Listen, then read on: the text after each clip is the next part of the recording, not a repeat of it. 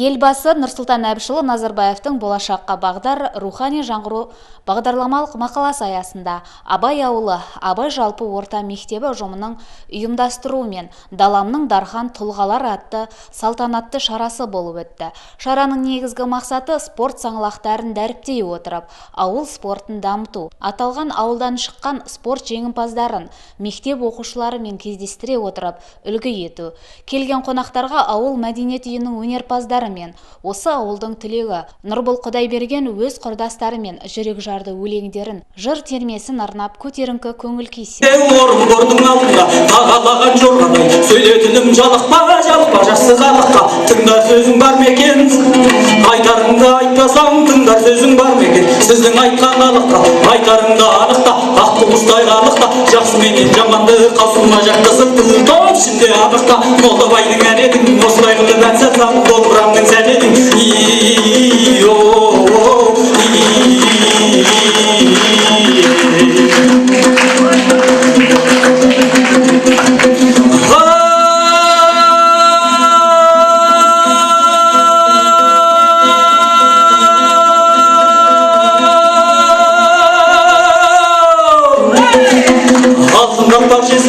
хандар келген көзінде кімдер әуес болмаған Молдабайдың сөзіне. Аршыбегі болмасау үйдің сәні келмейді, Шыңыраулы болмасау шидің сәні келмейді, егізген жауым мұхалпай ердің сәні келмейді, қара жерден қар кетпей көкірек жалқын желдетпей жердің сәні келмейді, ақ ұшып қасқанбай көлдің сәні келмейді, қыз бозбала киімда жердің сәні келмейді. Молдабайдың әнедің осылай қылып ән салсам домбырамның сәнедің Мектеп оқушылары спортқа деген қызығушылықтарының өте жоғары екенін сөзбен емес істерімен дәлелдеді. Бұлай дейтінім, балалар қол күрес, арқан тартыс, асық ату, шекентас секілді спорт түрлерінен өз өнерлерін паш етті. Мұндағы балалар еліміз бойынша өткен жарыстарға қатысып, орындарға ие болып жүрген болашақ әлем чемпиондары десек те қателеспейміз. Өйткені Дариға Аймырза Қазақстанның 3 дүркін чемпионы атанған.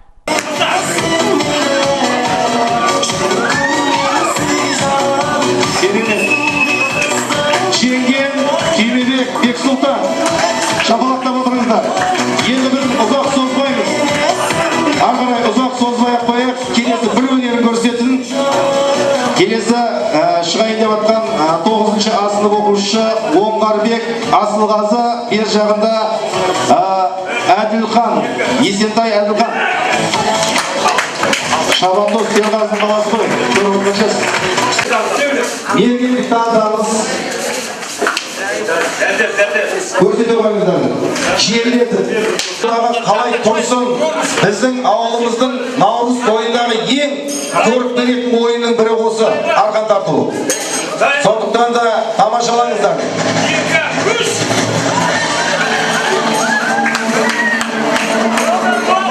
Қолдау көрсетіп қойыңыздар, кәнекей.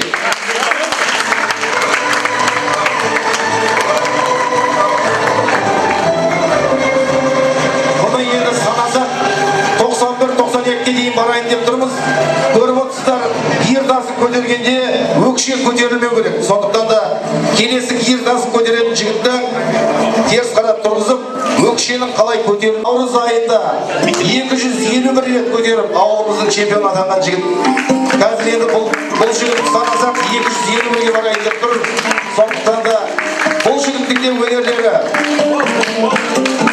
Осы орайда Кеңес одағының спорт шебері, Қазақстан Республикасының еңбек сіңірген жаттықтырушысы, Қазақстан Республикасының халықаралық дәрежедегі спорт шебері, әлемнің 3 дүркін чемпионы Әбсәді Халилаев, спорт шебері, Мәскеуде, Ташкентте, Калининградта өткен халықаралық жарыстардың жеңімпазы Қайрат Мақұлбеков, қазақ күресінен спорт шебері, бірнеше жарыстың жүлдегері Сержан Байсбаевтарға оқушылар сұрақтар қойып, қанағаттанарлық жауаптар алып, жүздері жайнап тұрды. Міне, осы арқылы балалардың спортқа, салауатты өмірге деген қызығушылықтары еселенгені сөзсіз. Осы орайда спорт майталмандары шараны ұйымдастырушыларға алғыстарын білдіріп, жас спортшылармен өз ақыл кеңестерімен де бөлісті. Бізде міне осы ауылдан өстім, мен бабай барған ауылда оқып, кәдімгі өздеріңіз сияқты доп теуіп, мен 10 класстан кейін, 10-ды бітіргеннен кейін барып, институтқа түскенде күресті бастадым. Сол 4 жылдың ішінде мен Чайсенгінің чемпионы болдым. спорт шеберінің 3 түрлерін орындадым. Міне соның арқасында міне әлі де күресіп отырмын. Жаңа өздеріңіз хабарларыңызда бар мінекей спорт шеберлері арасында әлем чемпионаттары болып жатыр. Сол уақытта бізде олимпиадаға баратындай жолымыз болған еді, бірақ ол уақытта жағдайға өздеріңіз білесіздер, басқа ұлттың адамдары бізді шеттетіп, кішкентай жолымызды кескен жолдар болып жатыр. Қазіргі уақытта біз соларды кәдімгідей мойындатып, үлкен жарыстарда жеңіп жатырмыз. Мына сіздердің әсіресе мына ұйымдастырып жатқан мектеп ұжымына, мынау мәдени орталығының азаматтарына көптен көп рахмет. Мына спорт жағына енді келетін болсақ, мына балдарға қазір жағдай жасалған екен. Бұрын біздің кезімізде бұндай жоқ еді. Мына клуб деген әлем жасалған. Күнді спортпен шұғылданам деген балдарға күнде еңбек жасау керек. Нұрбегінің тер төгіп жатыр екен. Осы ауылдың мәдениетін көтеріп жатыр екен мына ерекеңдер барлығы. Мына тамаша жасаған екен мына клубты. Мектеп қандай жақсы, мұғалімдер қандай көңіл бөліп жатыр. Барынша шығам деген адамға еңбектену керек. Әр нәрседе ақыл иелерден ақыл сұрап, ұстаздардан, тәрбиешілерден ақыл сұрап тұрсаңыздар жаман болмайсыздар құдай қаласа. Осы Ақсат ағайлардың тәрбиесімен кезінде сол спорттан біраз күрестік, біраз әйтеуір үлкен дәреже жетпесек те облыс көлемінде біраз күрестік. Соның салдарынан құдайға шүкір қазір темекі арақтан алып тұрмыз. Осы бір бүйірімізді алып тұрмыз. Құдай қаласа шәкірттеріміз осылай үлкен жеңістер көрінсе, бұл біздің еңбегімізді ойлаймыз. Және де осы мынау ұйымдастырып отқан дене шынықтыру бөлімінің жаңағы меңгерушісіне үлкен алғысын білдіремін. Және де ерекше мынау өзіміздің ініміз өсіп жатқан жүрегінде боты бар Нұрбек інімізге үлкен алғысын білдіремін.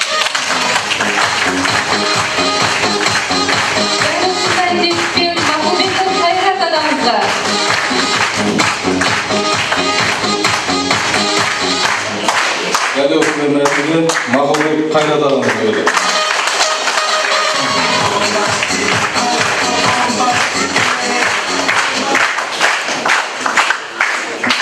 Дәл осындай мәтінде Байыспаев Сержан Ермекбайұлына келді.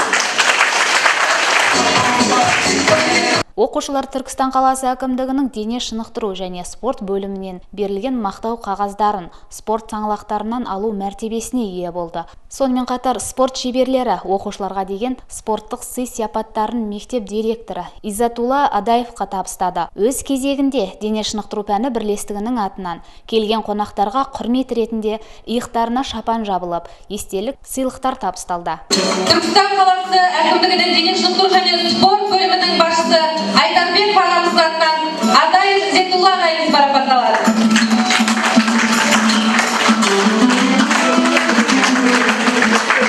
Дәл осындай мәтінмен Сұлтанов Ерлепес ағайымыз марапатталады.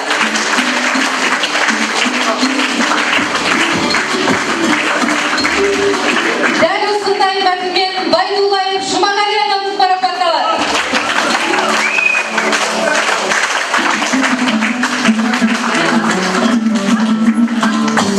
Дәл осындай мәтінмен Мұздақбаев Балтабай ағайымыз марапатталады.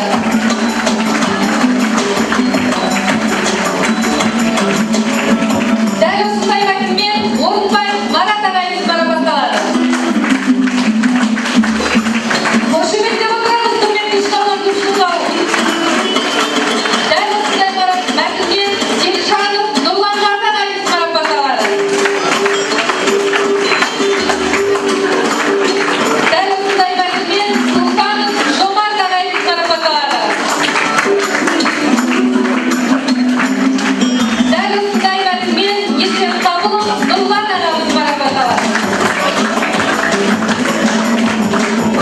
Дәл осындай мәтінмен Рысбеков Нұрбек ағайымыз марапатталады.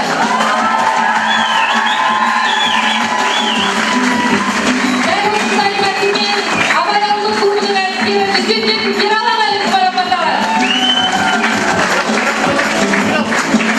Дәл осындай мәтінмен Нәлібаев Бағдат ағайымыз марапатталады. Дәл осындай мәтінмен Байменов Сейілхан ағайымыз марапатталады. Зор құрметтеріңіз болсын, құрметті ағайын. Дәл осындай мәтінмен Шыныбеков Берікқали ағайымыз марапатталады. Қошемет құрметтеріңіз болсын, құрметті ағайын.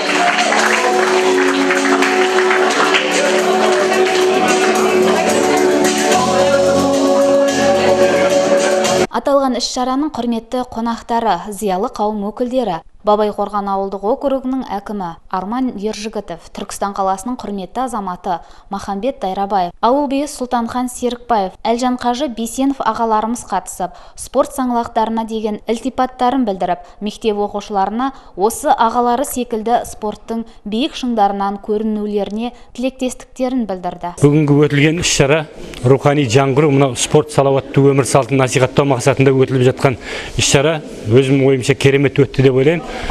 Осынша жас жеткіншектеріміз көп деген әсер алды деп онамын. Осы жерден ел ағалары үш ағамызды шақырып, жастарға өзінің өмір жолы тарихын айтып, керемет нәрселерін жүректеріне сездіргеніне көп алғысымды айтамын. Мұны қазіргі елбасының алға қойып үлкен мақсатын осы насихаттау артында мінекей біз де осы ауылдан өсіп, келешек жастарды қазіргі небір жаман немен айналысып отқандарға жолын жауып, спортпен айналысын, басқа да іс-шаралармен айналысын деген мақсатта келдік.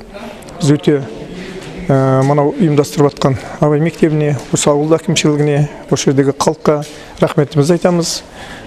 Келешекте осындай жиыннан кейін артымызда өсіп келе жатқан жастар дұрыс жолға түседі деген ойдамыз. Өте жақсы өтті, өте дұрыс. Осы ауылдан басталады бәр нәрсе мінекей. Сонда үлкен іс-шараны ауылдан өткізу деген ол бірден-бір осы ұжымның бірлігі, алға қойып үлкен мақсаты бар деп сенемін. Ажары келіскен ауылдың болашағы алда деп білеміз. Жастардың жалынды жанарларынан біз осыны сезінгендейміз. Ауызбіршілігі мен ынтымағы жарасқан ауыл өзге ауылдарға үлгі боларына сенім мол.